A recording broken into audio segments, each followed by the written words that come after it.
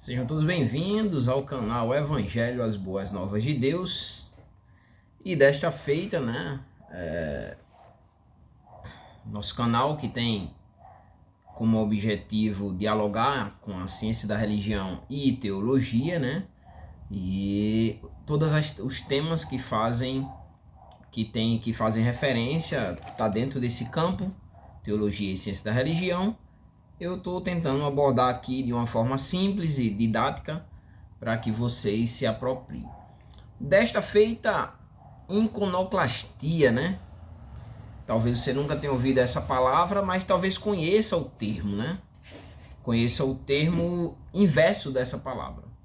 Mas vamos estudar ela, esse termo e toda a abrangência dessa temática, E o que foi, a iconoclastia, Dessa vez eu quero começar pela palavra em si, Etimologicamente, a palavra iconoclastia literalmente significa quebra de imagem, Esse termo, para você ter ideia, iconoclastia, ele tem origem na união das palavras gregas eikon, que quer dizer imagem, ou ícone, e klasten, que quer dizer quebrar, Então, quebrar a imagem, quebrar o ícone, ou quebrador de imagens, Que é como a palavra ela é expressa, o termo em si. Mas o que foi a iconoclastia, O que foi? A iconoclastia foi um movimento, de contestação ao uso, tanto de imagem como de ícones religiosos. É bom entender isso aqui. A igreja, a igreja cristã, ou poderíamos dizer a igreja católica romana, ao longo dos séculos, ela foi introduzindo o que eles chamam de tradição. E dentro dessas tradições, eles foram introduzindo dentro da sua liturgia, dentro do seu culto, dentro da sua vivência, dentro do mito, os ritos em si, a simbologia, eles foram introduzindo objetos, foram introduzindo maneiras diferentes de cultuar, e isso se apropriando progressivamente da experiência com outras religiões, ou mesmo o desenvolvimento da religião com o intuito de um fortalecimento ou de criar uma maneira diferente, ou diferente no sentido de hoje, do cristianismo protestante, mas uma maneira sua de cultuar, de culto, de religião em si, de vivência religiosa, Então, a iconoclastia ela vai surgir nos primórdios do cristianismo, E o objetivo era rejeitar e destruir as imagens, Porque os iconoclastas, eles acreditavam, acreditavam que as imagens, nós vamos explorar um pouquinho mais à frente, conduziam as pessoas à idolatria, E com isso impedia que as pessoas elas chegassem à verdadeira fé, Como ideologia política, e política religiosa, vai se intensificar a partir do século VII, século VIII, isso já no Império Bizantino, século VIII até o século IX, E o ápice desse movimento vai ser com uma lei publicada por Leão III, E nessa lei, Leão III era o rei, e ele promulga a lei que ordenava o seguinte: ordenava que as imagens fossem destruídas, todas as imagens religiosas, e também essa lei proibia a veneração às imagens, Sendo que nós precisamos entender uma coisa sempre que a gente tem que fazer quando a gente estuda alguma religião, é entender o contexto que aquela religião surgiu, o contexto da vivência religiosa que nós queremos tratar, eu vou dar só uma pausa aqui, que eu quero fazer referência a um livro, uma obra, né? Uma obra muito boa. Eu vou dar uma pausa aqui e pegar o livro aqui que eu esqueci. Eu ia apresentar para vocês e esqueci. Só um minuto. Eu tenho uma obra aqui para apresentar para vocês sobre a história da igreja, que eu recomendo muito. Eu trouxe o volume 2, eles são em 2 volumes, do historiador Justo Gonzalez, né? História Ilustrada do Cristianismo, né?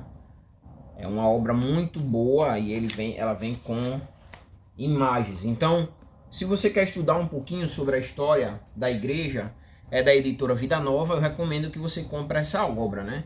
História Ilustrada do Cristianismo. Compre essa obra, esse aqui é o volume 2, tem 2 volumes, para que você possa compreender melhor a história da igreja. Ele divide por partes, né?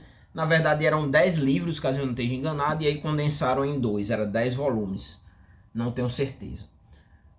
Como eu falei, primeiro tem que estudar, quando nós formos estudar um momento, a partir do contexto. Então, as imagens, elas eram amplamente utilizadas como ferramentas, né, na convenção de pagãos em cristãos.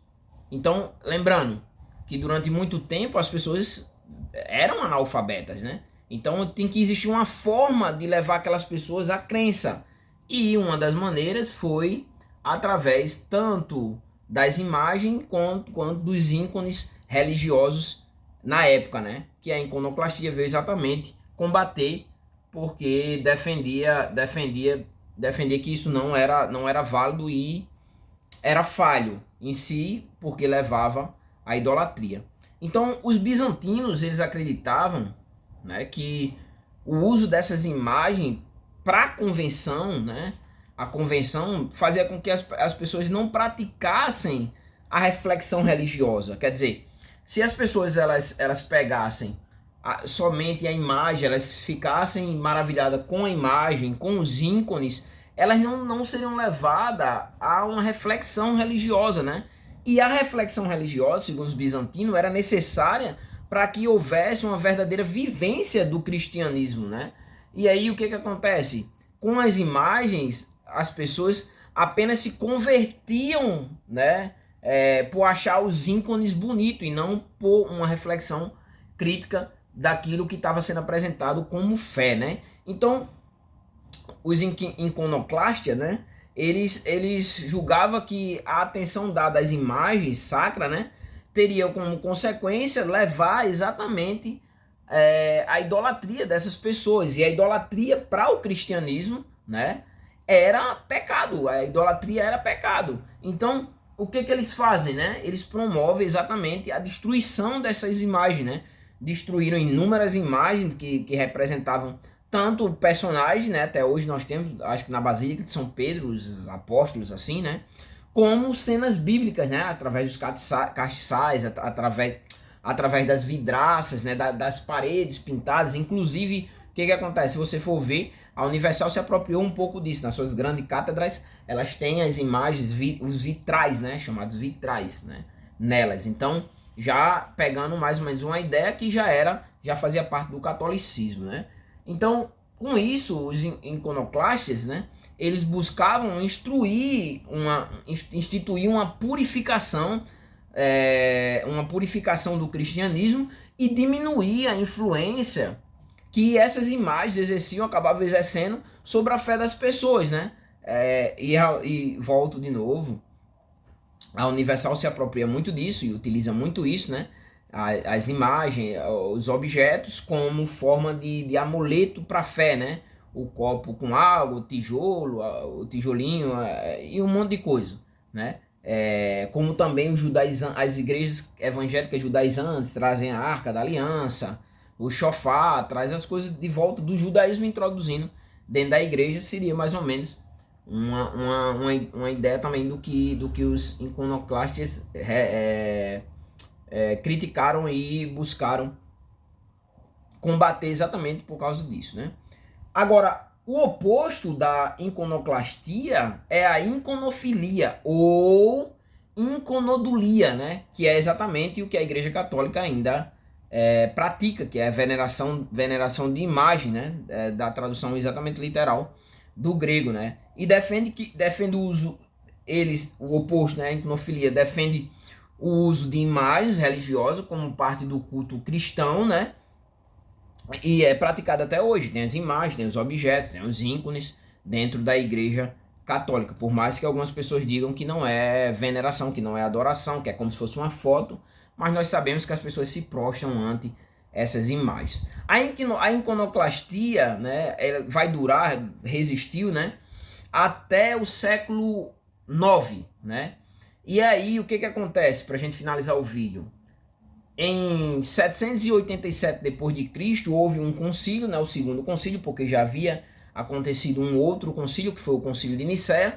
Acontece o segundo concílio de Nicéia, e nesse concílio, né, vai ser aprovado o dogma da veneração, né, dos ícones como representação da fé cristã, e aí permanece até hoje, e nós temos até hoje as imagens dentro das igrejas católicas, né, onde se venera essas imagens, se prostra diante dessas imagens, né, se apresenta diante dessas imagens como forma de culto, como forma de veneração, como forma de clamar, buscar um milagre, buscar uma resposta, buscar encontrar através dessas imagens, satisfazer as suas necessidades e as suas buscas existenciais.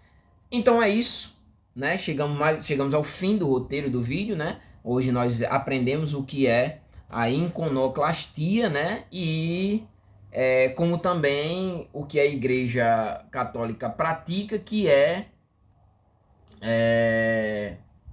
o oposto, né? A iconofilia ou a iconodulia, né? Que é a veneração das imagens, né?